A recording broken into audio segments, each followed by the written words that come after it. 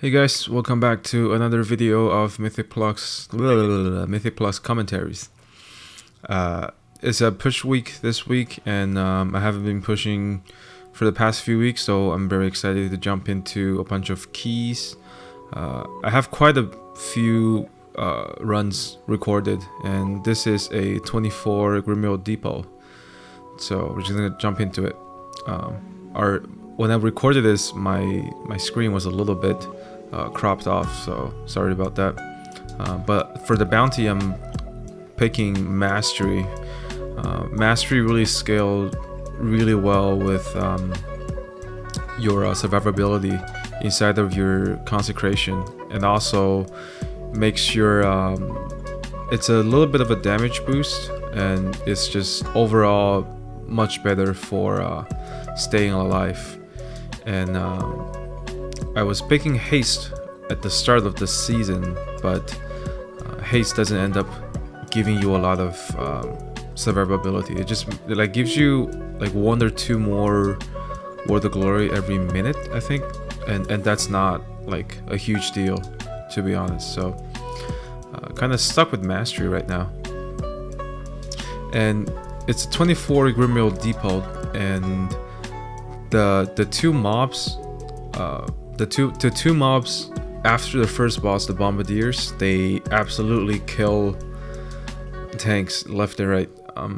And so that's one of my worst. That's one of my biggest concern about this key is to just lift those two mobs. So, and for that I am playing Bubble Taunt. So I'm playing Last Stand, but I didn't end up using that there, which is funny because. As you can see, we have a Resto Shaman and we have a Boomkin, and the Boomkin is taking trees. We had a discussion before we started the key, and he ended up taking trees for me for that pull, which I really appreciate. This Boomkin is really a team player for sure. Our comp is surprisingly really well. Works out really well for this dungeon because we have a lot of single target damage from the Demon Hunter and the Boomkin, and Survival Hunter can kind of carry our AoE damage just by himself, and Demon Hunter actually Chaos Brand adds a lot of benefits to both the Boomkin and the Survival Hunter. So I'm really can't complain about our comp. Maybe they could use a better tank. So the first 2 pull, nothing crazy. Storming messes with your position a little bit, and melee just have to watch out for if I get stormed and the mobs suddenly change direction. One thing I forgot to explain is that Technician, the little goblin, they have 2 casts that you need to interrupt. But as a protection paladin, I'm not really worried about it because I have naturally a lot of interrupts. Here the Boomkin pulled the Infiltrator and Zogomox from the stairs. That wall over there is a fake wall, so you can just walk right up and then just taunt. So ooh. Everything on 24 hurts a lot, especially the Leeching Claws, and I am a stupid person for stepping into the Sleepy Cloud.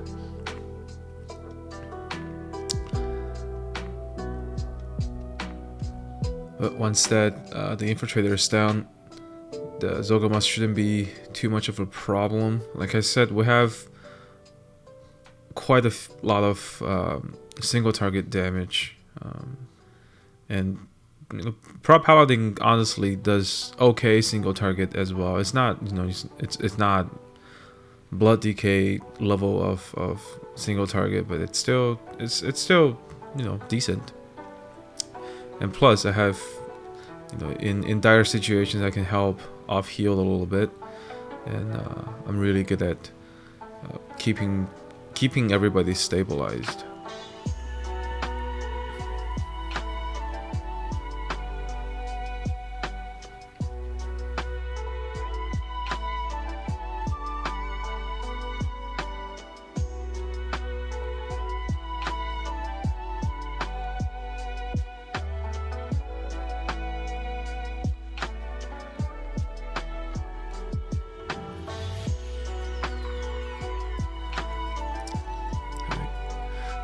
Because I'm playing Bubble Taunt, that means I don't have the CDR on my wing, so I need to be and on Guardian of the Ancient Kings. So I need to be really selective and mindful about when I use those CDs.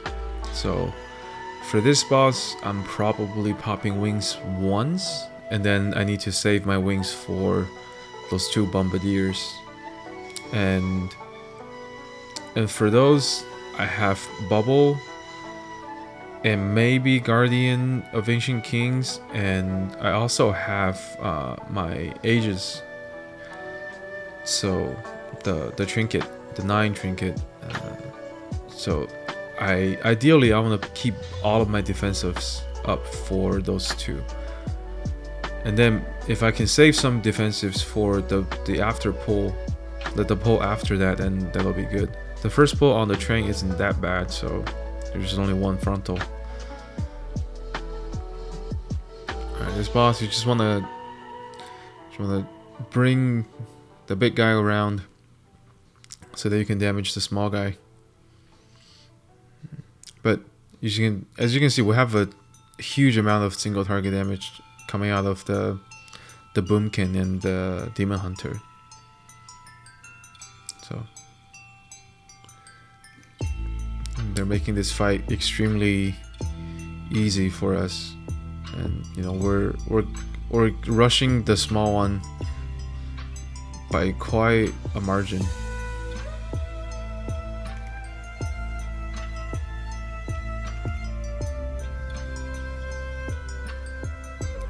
And because they have such a big health differential, so I'm not looking to group them up and get cleave onto both of them. So because I want to get their health to even out just a little bit, so I'm constantly watching. Ooh. I looked away for a second and I just ate those 2 missiles. If it's a tyrannical, I was for sure to be dead.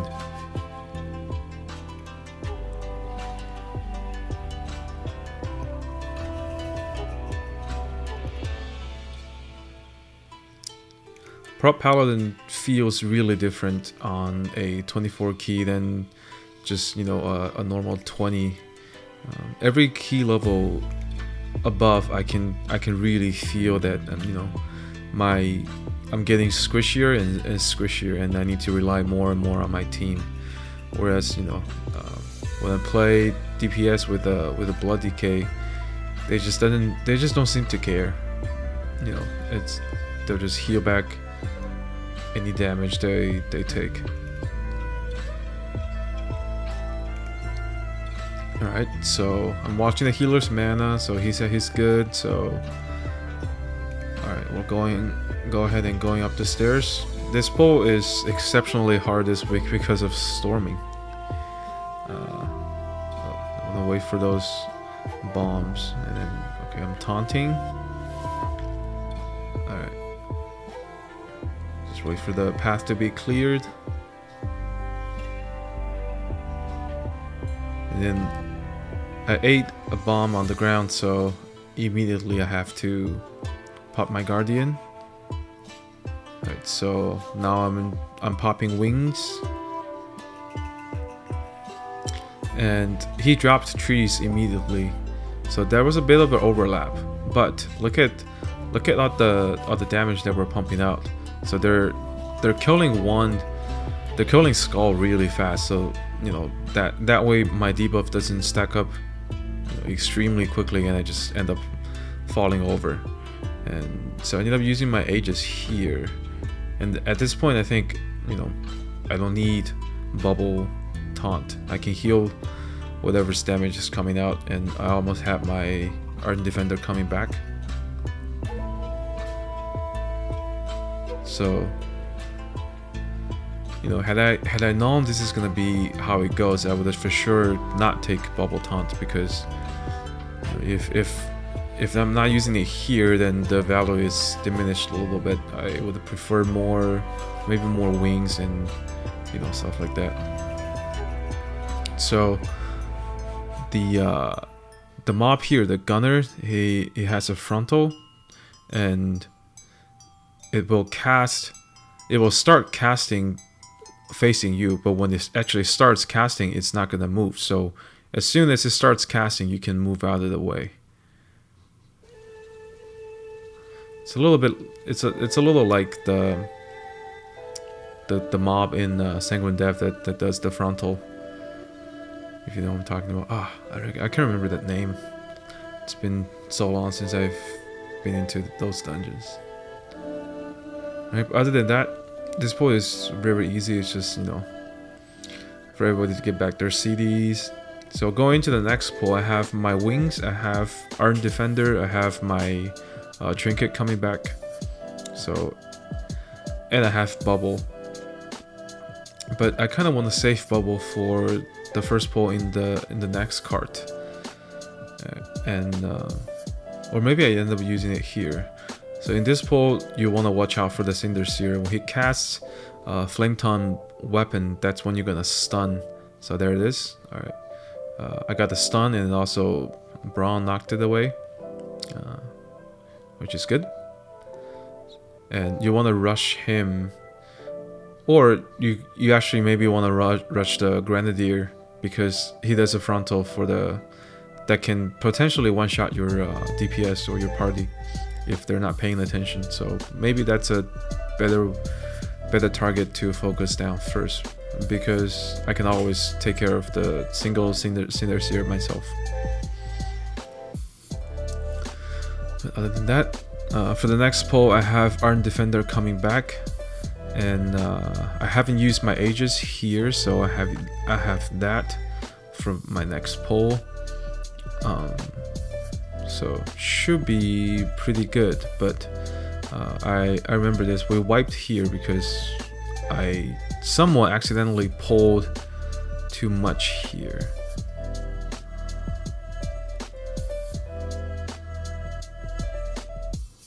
And storming just makes everything so hard, and I was really struggling for space.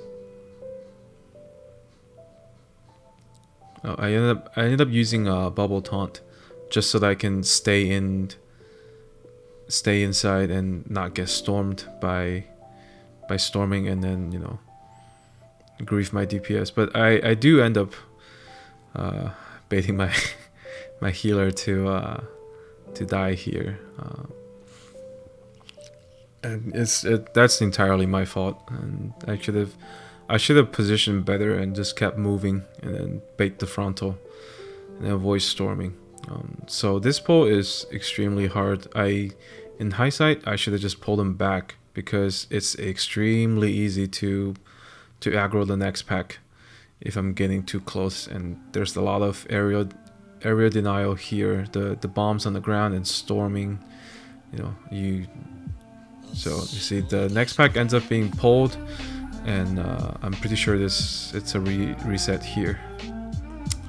Luckily, the dungeon is really, you know, relaxed on the time, so even if we wipe here, I still think we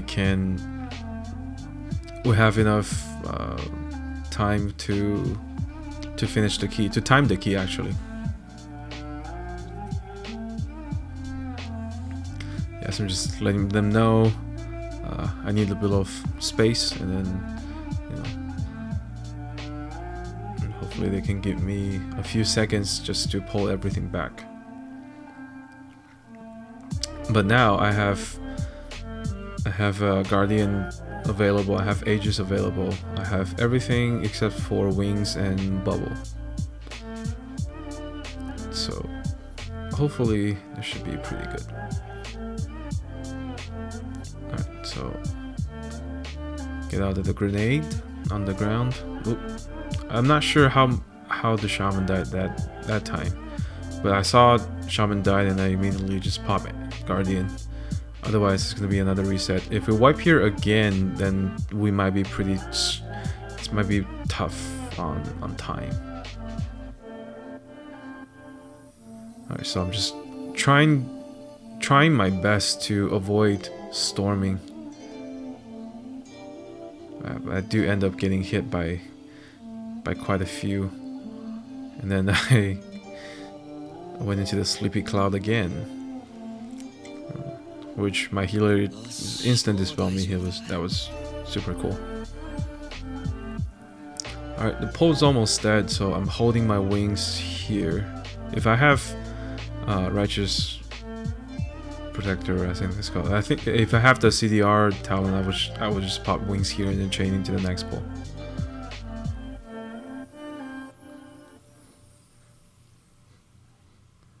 Alright, so there's 2 Cinder Seers. So I'm hodging one of them, and I can Blinding Light if they cast everything together. Alright, he dropped trees,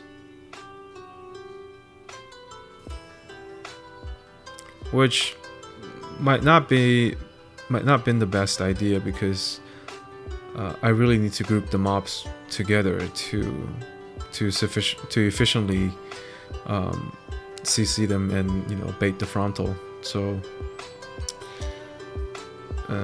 I would prefer if he if he waited for a little while to use trees, but I ended up using my bubble taunt here and also the trinket, because for the next boss I know I'm not gonna use bubble, and the trinket will be back midway. So I think that's a very efficient use of my my cooldowns.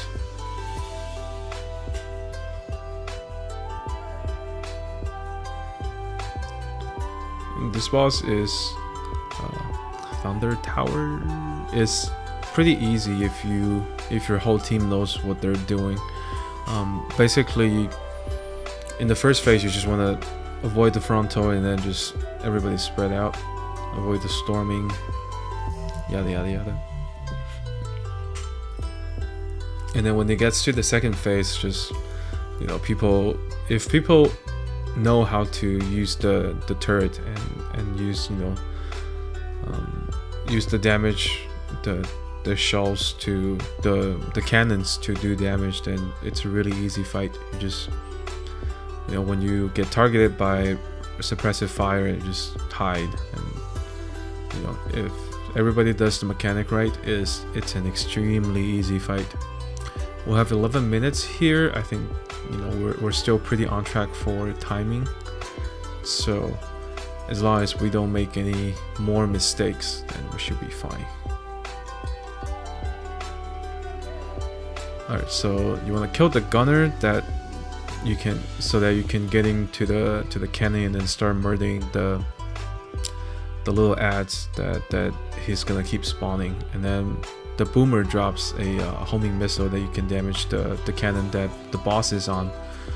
So you need 3 missiles, and then you need 1 grenade onto the boss to bring him down, or you can choose to just range DPS it, but it's not very efficient. Alright, so I'm just running around gathering everything close to the cannon, so that my DPS can use the cannon to burn them down.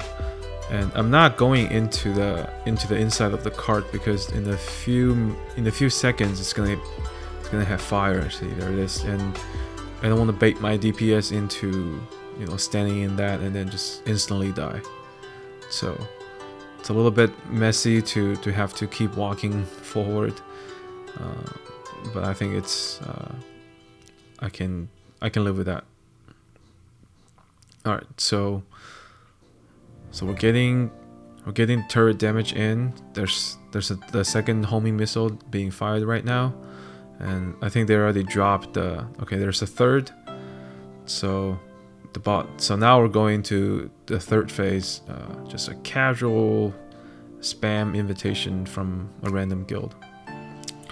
So now I'm still keeping the boss close to this turret, and they can once this two gunner dies, they'll just jump into the turret and then use the turret to burn down the boss. And if you look on the damage meter on the lower right side, the turret is doing most of the damage here, and our job is literally just to stay alive.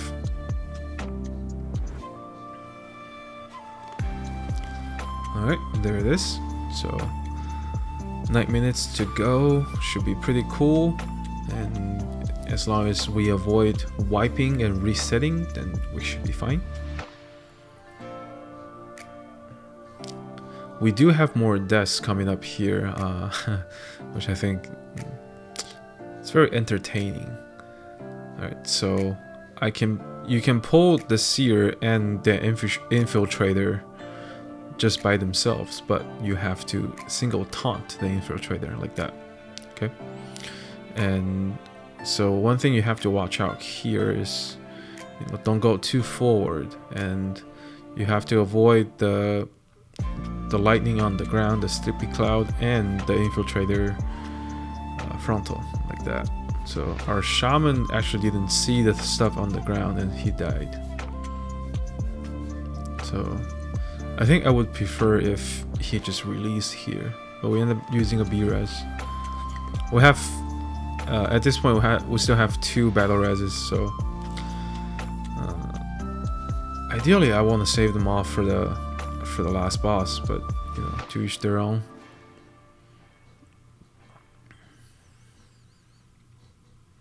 And I haven't been doing a good job interrupting the seers, mainly because I was too busy in, doing everything else.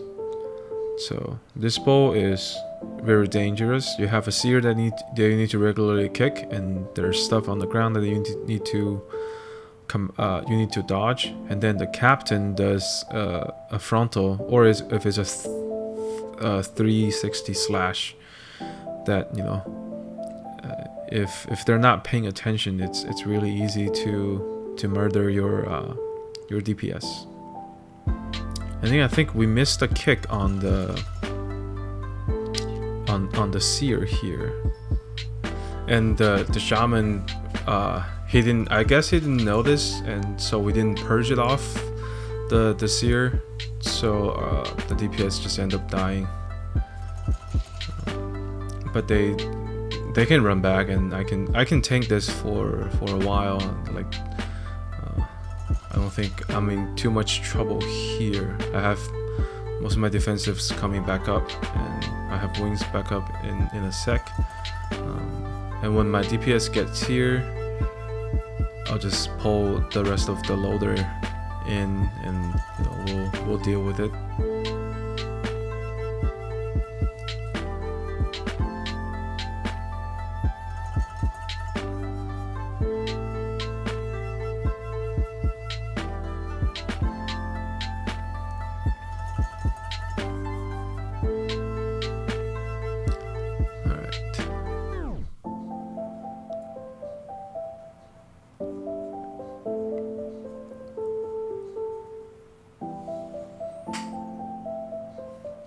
You can see the survival hunter is getting trucked by that captain slam. I actually don't know if it's like a really wide frontal or oh no, it's a slam. It's a 360 slam. I just saw it. Yeah, so I guess melees get out of the way. But that was, that wasn't the best pull, but we got through it. That's what matters, and we have plenty of time for the last boss. Well, it's not all the time in the world, but if we do everything correctly, we should be able to time this. So, and there's not much I can do to help the team, except maybe I can, if the traps gets too overwhelming, I can bubble and just do and then step over the traps to take them off. And if anyone takes too much damage from the lightning on the ground, I'll just help heal through. We still have 2 battle reses, I believe, so should be pretty good. Avoiding the spear in the front.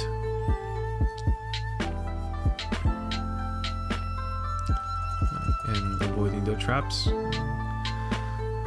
The hunter is, he's just like, nope, I'm not going in there.